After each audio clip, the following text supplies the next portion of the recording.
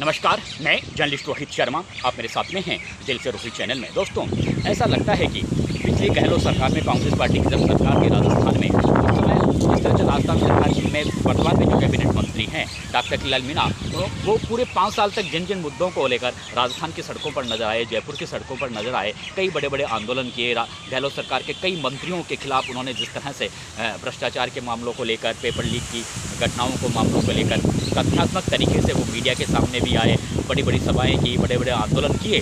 और उन आंदोलनों की वजह से ही राजनीतिक विश्लेषक भी मानते हैं कि गहलोत सरकार ने कई अनेक अच्छी अच्छी योजनाएं लागू की थी, लेकिन डॉक्टर किलाल मीणा जिन जिन मुद्दों को लेकर राजस्थान की सड़कों पर रहे, यानी युवाओं का उन्होंने जिस तरह से विश्वास हासिल किया राजस्थान के युवाओं का, और उन्हीं युवाओं के दम पर गहलोत सरकार की राजस्थान में विदाई हो सकी। और इसका महत्वपूर्ण जो कारण माना जाता है वो डॉक्टर किलाल मीणा के बड़े बड़े आंदोलन ही माने जाते हैं। इस बात को सब स्वीकार करते हैं, चाहे भारतीय जनता पार्टी के नेता अंदर से इस बात को स्वीकार करते हैं कि गहलोत सरकार की विदाई में डॉक्टर किलाल मीणा के जो बड़े आंदोलन थे उन्होंने महत्वपूर्ण रोल अदा किया। अब शायद उन्हीं मुद्दों को लेकर राष्ट्रीय लोकतांत्रिक पार्टी के संरक्षक, नागौर के सांसद हनुमान बेनीवाल ने पूरी तरह से उन मुद्दों को लपक लिया है। और पिछले कुछ दिनों से वो जयपुर के शहीद स्मारक पर राजस्थान लोकसेवा आयोग का पुनर्गठन करने और एसआई भर्ती परीक्षा को रद्द करने, इसके अलावा और भी जो सरकारी भर्ती परीक्षाओं के पेपर लीक हुए थे उनमें से कईयों की सीबीआई की जांच करवाने की मांग को लेकर वो जिस तरह से पिछले कुछ दिनों से धरने पर बैठे हुए हैं शहीद स्मारक पर, आज उनकी एक वहाँ पर एक बड़ी सभा का आयोजन किया जा रहा है। और कहते हैं कि उन्होंने जिस तरह से कल मीडिया के सामने कहा कि आने वाले दिनों में वो जयपुर में एक बहुत बड़ी रैली का आयोजन करेंगे, लेकिन उन्हें दुख इस बात का भी है, कल जिस तरह से वो मीडिया के सामने अपनी पीड़ा व्यक्त कर रहे थे, वो कह रहे थे कि उन्हें ये उम्मीद नहीं थी कि जिस दिन से उन्होंने यहाँ पर शहीद स्मारक पर धरना देना शुरू किया है, तो उन्हें उम्मीद थी कि राजस्थान के कॉलेज और यूनिवर्सिटी के छात्र छात्राएं बड़ी संख्या में यहाँ पर अपनी उपस्थिति दर्ज करवाएंगे, क्योंकि मैं उन्हीं के मुद्दों को लेकर यहाँ पर धरने पर बैठा हुआ हूँ। लेकिन जो उम्मीद थी कि इतनी बड़ी संख्या में यहाँ पर छात्र छात्राएं आएंगे, शायद आए नहीं। लेकिन वो कहते हैं मैंने हिम्मत नहीं आ रही है। वो ये भी कहते हैं कि कहीं ना कहीं राजस्थान का युवा डरता है अन्य स्टेटों के युवाओं की तुलना में। उन्होंने कल ये बात कही है, शायद इसी वजह से वो अपनी उपस्थिति दर्ज नहीं करवा रहे हैं। लेकिन हनुमान बेनीवाल ने साफ कह दिया है कि वे हिम्मत नहीं हारेंगे और पूरे हौसले, और उन्होंने आने वाले दिनों में बहुत जल्दी ही जयपुर में एक वो बहुत बड़ी रैली का आयोजन भी करेंगे जिसमें लाखों की संख्या में युवा नजर आएंगे। ये उनकी एक तरीके से उन्होंने कल मीडिया के सामने ये बात कही है। तो जाहिर तौर पर भजनलाल सरकार के लिए हनुमान बेनीवाल का जो ये आंदोलन है वो कहीं आने वाले दिनों में एक बहुत बड़ी चुनौती जरूर बन सकता है। लेकिन आगे मैं इस पर चर्चा करूंगा, इससे पहले नरेश मीणा को लेकर भी मैं चर्चा कर लेता हूं, क्योंकि देखिए नरेश मीणा के खिलाफ पहले करीबन 2 दर्जन से ज़्यादा कई तरह की धाराओं के तहत मामले थे। हालांकि ज़्यादातर मामले जनता की समस्याओं से जुड़े हुए थे। छात्र आंदोलन, जब वो छात्र राजनीति करते थे उस समय के भी मामले थे। लेकिन उन्हीं में से ही एक मामले में शायद आप सब तक जानकारी पहुंच गई है, सोशल मीडिया का ज़माना है, कि आप सबको पता है कि 2004 में 5 अगस्त को राजस्थान विश्वविद्यालय में घूमर कार्यक्रम का आयोजन किया गया था। और उस घूमर कार्यक्रम में राजस्थान विश्वविद्यालय का एक परंपरागत कार्यक्रम है। छात्र संघ अध्यक्ष कुलपति सचिवालय के सामंजस्य से एक बहुत बड़ा कार्यक्रम आयोजित किया जाता है। काफ़ी लाजवाब ये कार्यक्रम होता है, मैं भी हिस्सा रहा हूँ इस घूमर कार्यक्रम का। और जब 2004 में 5 अगस्त को जब इस घूमर कार्यक्रम का आयोजन किया जा रहा था, तो उस समय नरेश मीणा तेज़ी से स्टेज की तरफ आगे बढ़ रहे थे और वहाँ पर कुछ पुलिसकर्मी तैनात थे। तो उन्होंने उस समय वहाँ पर कुछ इस तरह का आरोप था नरेश मीणा पर कि उन्होंने उस समय वहाँ पर मौजूद छात्र छात्राओं को कहा कि इन पुलिस वालों को मारो, बाहर भगाओ। इसी दौरान एक पुलिसकर्मी जो वहाँ पर तैनात थे उनके पत्थर लगता है आंखों में, वो घायल हो जाते हैं। और शायद इसी तरह का ये एक मामला था जो उनके खिलाफ गांधीनगर थाने में दर्ज हुआ था। और उसी मामले की सुनवाई अब तक चली आ रही है करीब 20 साल से। लेकिन कल जिस तरह से इस मामले की सुनवाई हुई उसमें जो माननीय जज महोदय खुशबू परिहार ने साफ कह दिया कि पुलिस की ओर से जो इस मामले में परिवादी था वो भी पेशी में नहीं आया लगातार। इसके अलावा पुलिस की ओर से जो गवाह पेश किए गए उन गवाहों से भी न्यायालय संतुष्ट नहीं था। इसके अलावा इस मामले को लेकर मौका नक्शा,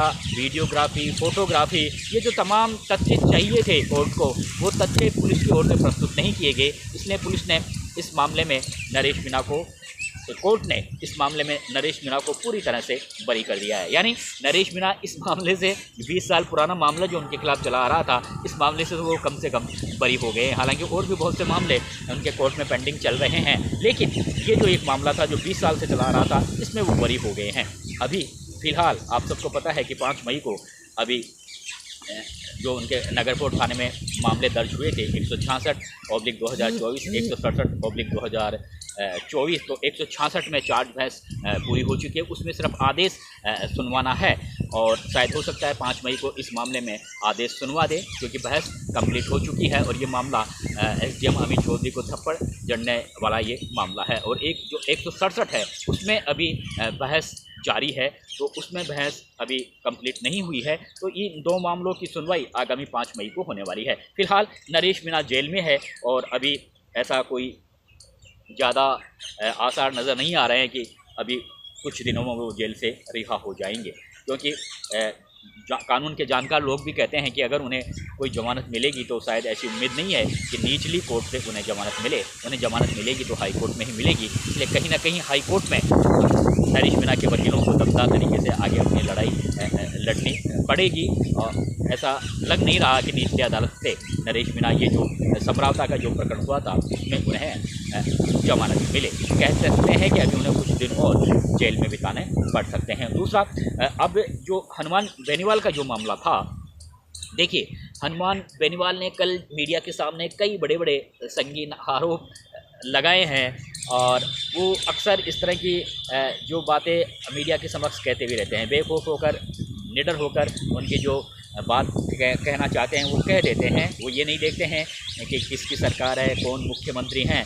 उन्हें ऐसा लगता है कि यहाँ पर गलत हुआ है तो वो निडर होकर डॉक्टर दुलाल मीणा की तरफ की बातें कह देते हैं। उन्होंने कल जिस तरह के जो जौनपुर में व्हाइट हाउस का भी जिक्र किया, जो राजस्थान सरकार के कैबिनेट मंत्री से जुड़ा होना बता रहे हैं, उस मामले में भी उन्होंने कहा कि यहाँ पर जो व्हाइट हाउस में भारतीय जनता पार्टी के नेता आते जाते रहते हैं, व्हाइट हाउस की जो गतिविधियाँ हैं वो काफ़ी संदिग्ध है। और कहीं ना कहीं ये जो व्हाइट हाउस है इसने भी सरकारी भर्ती परीक्षा में जो पेपर लीक हुए थे गहलोत सरकार में, उसमें कहीं ना कहीं बहुत बड़ी भूमिका निभाई है। ये तमाम तरह के उन्होंने आरोप लगाए हैं। लेकिन वो अब जिस तरह से उन्होंने इस मामले को पूरी तरह से अपने हाथ में लिया है, उससे ऐसा लगता है कि ये जो पूरा मामला है वो भजनलाल सरकार के लिए बहुत बड़ी चुनौती जरूर बन गया है। और अब मुख्यमंत्री भजनलाल शर्मा को पूरे जिस तरह से SI भर्ती परीक्षा को रद्द करने के लिए पुलिस हेडक्वार्टर भी कह चुका है, SOG भी कह चुके हैं और तमाम तरह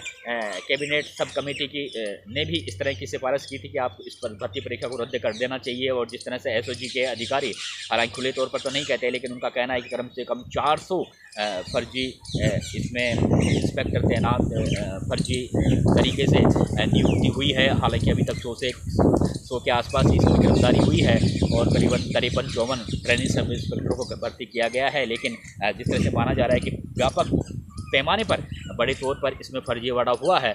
और कल हनुमान बेनीवाल ये बता भी रहे थे कि जब सुप्रीम कोर्ट कह चुका है कि सरकारी भर्ती परीक्षाओं में अगर कोई 40% में भी कोई फर्जीवाड़ा आता है उस परीक्षा में, तो उस परीक्षा को रद्द कर देना चाहिए। तो फिर भजनलाल शर्मा इस परीक्षा को रद्द क्यों नहीं कर रहे। और उन्होंने सुरेश ढाका का भी कल जिक्र किया, क्योंकि सुरेश ढाका रीट भर्ती परीक्षा का एक बहुत बड़ा मास्टरमाइंड है, वो अभी तक गिरफ्तार नहीं हो पाया, सबसे बड़ी मछली है। और लगातार हनुमान बेनीवाल, डॉक्टर दुलाल मीणा जैसे नेता कहते रहे हैं कि जिस दिन सुरेश ढाका पकड़ में आ जाएगा उस दिन कई बड़े बड़े राजनेता जेल में जा सकते हैं इस पूरे मामले में, जब उनसे पूछताछ होगी। तो जानबूझकर कहीं ना कहीं सुरेश ढाका को पकड़ा नहीं जा रहा है। सुरेश ढाका विदेश में मौज मस्ती कर रहा है, यहाँ पर हजारों लाखों युवाओं के साथ में धोखाधड़ी करके और एक तरीके से नाइंसाफ़ी करके विदेश में मज़े मार रहा है। वो इस तरह की बातें हनुमान बेनीवाल ने लगातार कल मीडिया के समक्ष कही है। लेकिन ये देखिए दोस्तों कि अक्सर हनुमान बेनीवाल के मामले में ये कहा जाता है कि वो जिन जिन मुद्दों को हाथ में लेते हैं उन मुद्दों में उन्हें सफलता मिलती है। सरकारों को झुकना पड़ता है, चाहे यहाँ पर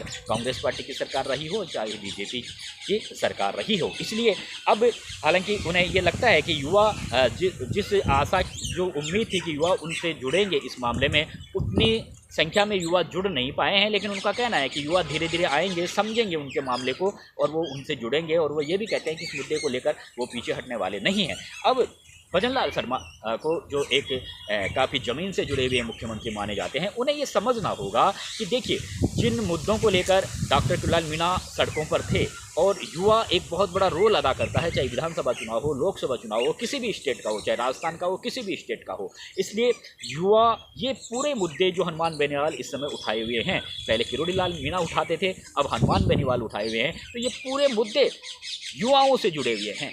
और युवा वोटर बड़ी संख्या में, यानी कह सकते हैं कि आधे तो युवा वोटर हैं।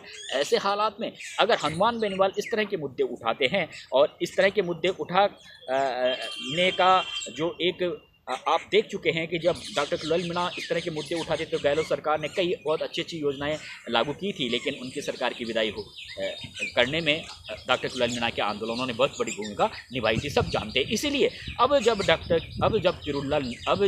हनुमान बेनीवाल उन्हीं मुद्दों को उठा रहे हैं, तो ये तो कहीं ना कहीं भारतीय जनता पार्टी के रणनीतिकारों को, मुख्यमंत्री भजनलाल शर्मा को, ये कहीं ना कहीं इस मामले को काफ़ी गंभीरता से लेना होगा कि अगर ऐसा ही भर्ती परीक्षा में तमाम तरह के लोग ये कह चुके हैं, चाहे वो पुलिस मुख्यालय हो, एसओजी हो, और जो कानून के बड़े बड़े जानकार लोग कह चुके हैं कि इस भर्ती परीक्षा को रद्द करना चाहिए, तो अब उन्हें ये भर्ती परीक्षा रद्द कर ही देनी चाहिए। लेकिन पता नहीं क्यों वो इस मामले में थोड़ा और समय ले रहे हैं, ये थोड़ा उनका अपना विवेक है। लेकिन ये मामला और इस मामले से जुड़े और जो अन्य मामले भर्ती परीक्षाओं के जो हनुमान बेनीवाल इस समय उठा रहे हैं, उन मामलों में भी थोड़ा गंभीरता सरकार को जरूर दिखानी होगी, क्योंकि जब डॉक्टर किरोड़ीलाल मीणा राजस्थान लोकसेवा आयोग को पुनर्गठन की मांग कर रहे थे कि एक बार भंग होनी चाहिए, सचिन पायलट जैसे नेता भी इसको पूरी तरह से भंग करने की मांग पहले गहलोत सरकार में कर चुके हैं, तो भंग करना राजस्थान सरकार के बस की बात नहीं है, जिस तरह से हनुमान बेनीवाल भी कहते हैं। लेकिन यहाँ से गवर्नर के मार्फत अगर राष्ट्रपति महोदय के पास में राजस्थान लोक सेवा आयोग को भंग करने की सिफारिश जाती है, तो थोड़ा विश्वास हो जाएगा हनुमान बेनीवाल को भी, और जो राजस्थान लोक सेवा आयोग की कार्यशैली से इस समय नाखुश हैं, उन्हें भी थोड़ा विश्वास हो जाएगा कि राजस्थान सरकार ने अपनी ओर से कार्रवाई कर दी है। अब आगे से सारा मामला राष्ट्रपति महोदय के पास पेंडिंग पड़ा हुआ है, तो इसमें राजस्थान सरकार क्या करे। तो इस विषय में भजनलाल शर्मा को अगर इस विषय में थोड़ा गंभीरता से सोचना होगा, कि ताकि युवाओं को ऐसा लगे कि अब अगर राजस्थान सरकार भर्तियां लगातार निकाल रही है, लेकिन अगर इस तरह से भर्ती परीक्षाओं में, हालांकि अभी तक राजस्थान सरकार की ओर से जो भर्ती परीक्षाओं का आयोजन किया गया है, उनमें किसी भी तरह की अनियमितताएं या गड़बड़ी की कोई घटनाएं भी अभी तक नहीं हुई है, जिन भर्ती परीक्षाओं का आयोजन अभी भजनलाल सरकार के आने के बाद में हुआ है। लेकिन आगे इस तरह की परिस्थितियां ना बने, इसके लिए जाहिर तौर पर जिस तरह से कहा जा रहा है कि राजस्थान लोक सेवा आयोग का एक नए सिरे से पुनर्गठन होना चाहिए, तो इसमें दिक्कत क्या है, इसमें थोड़ा भजनलाल शर्मा को थोड़ा इस विषय पर गंभीरता जरूर दिखानी होगी। और वो ये एक जाहिर सी बात है कि हनुमान बेनीवाल इस मुद्दे को छोड़ने वाले भी नहीं हैं। वो जिन मुद्दों को अपने हाथ में लेते हैं, वो उन मुद्दों में जो लक्ष्य लेकर चलते हैं, उस लक्ष्य को वो हासिल भी करते हैं। इसलिए ये मामला ज़्यादा तूल नहीं पकड़े, ज़्यादा गर्म ना हो, ज़्यादा तरह के एक तरीके से जयपुर में कुछ शायद अशांति जैसे माहौल ना पनपे, इसलिए सरकार को इस विषय को थोड़ा गंभीरता से तो लेना ही होगा। नमस्कार।